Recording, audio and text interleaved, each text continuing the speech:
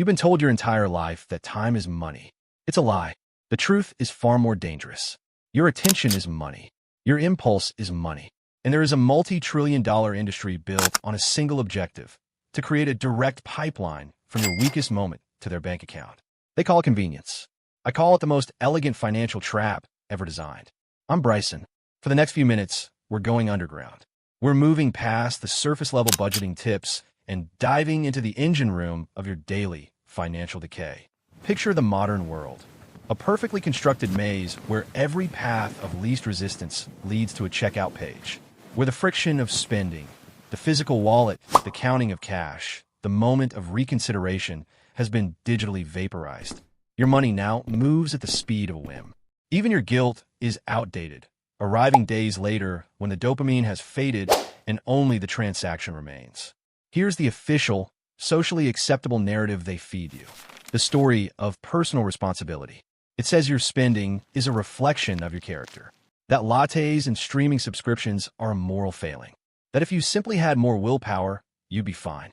This narrative is clean, simple, and it lets everyone off the hook, except you.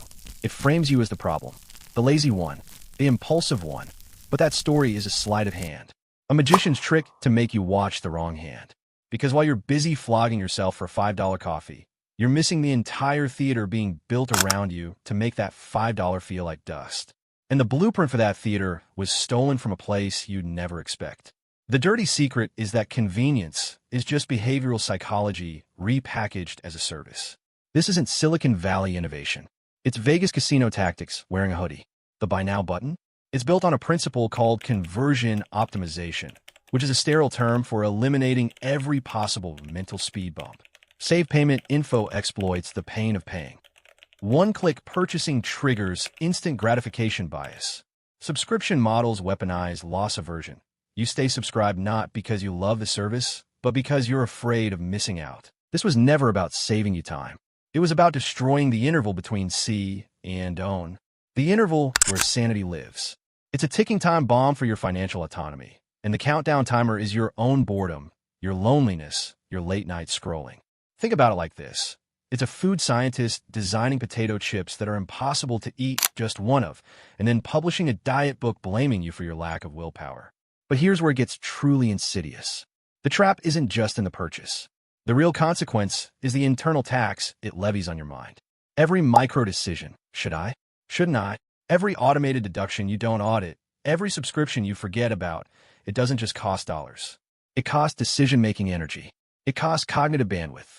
This is a tax on your focus, on your clarity, on your ability to think about big, important, life-changing financial moves because you are perpetually exhausted by the small ones. You become the mayor of a crumbling city, obsessed with fixing potholes while the entire infrastructure is flooding. You're managing leaks instead of building reservoirs. This creates a perpetual state of financial fog. You feel busy with money, but you're not building anything. You're just patching.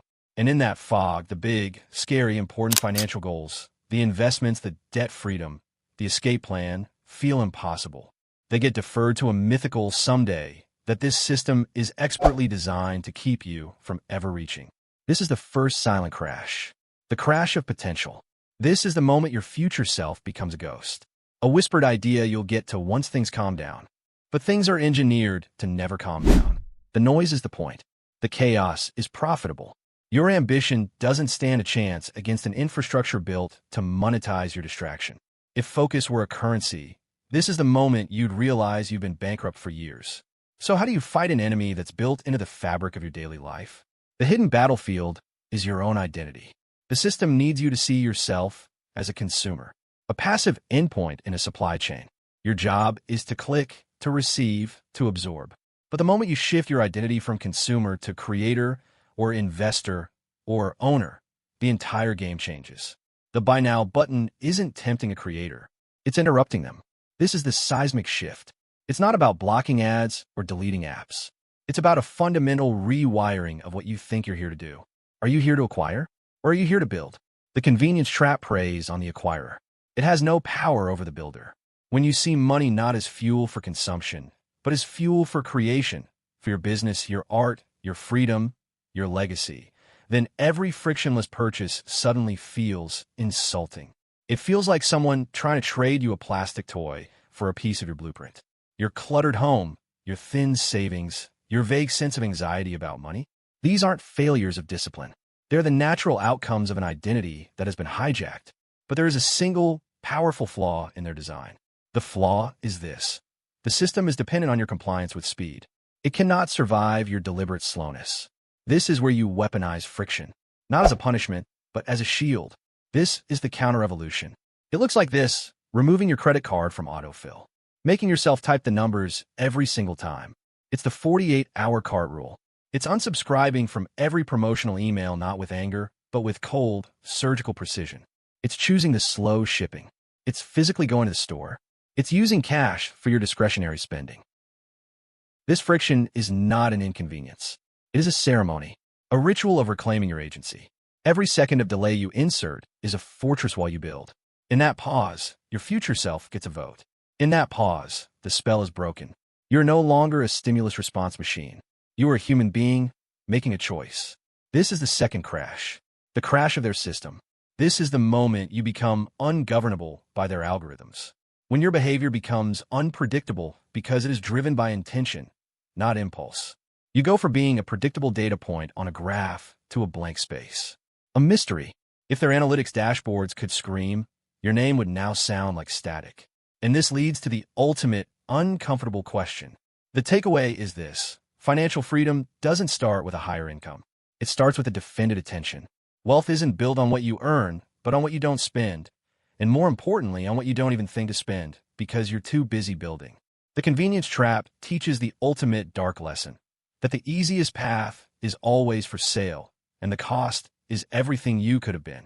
So here is the quiet challenge that remains, the loop I'm leaving open for you. What is the one frictionless leak you will plug today? Not tomorrow, not next Monday. Today. What is the one automated spend, the one seamless subscription, the one-click habit that you will finally, deliberately, and mercilessly interrupt? Not to punish yourself, but to hear, in the silence that follows, the sound of your own potential clicking back into place.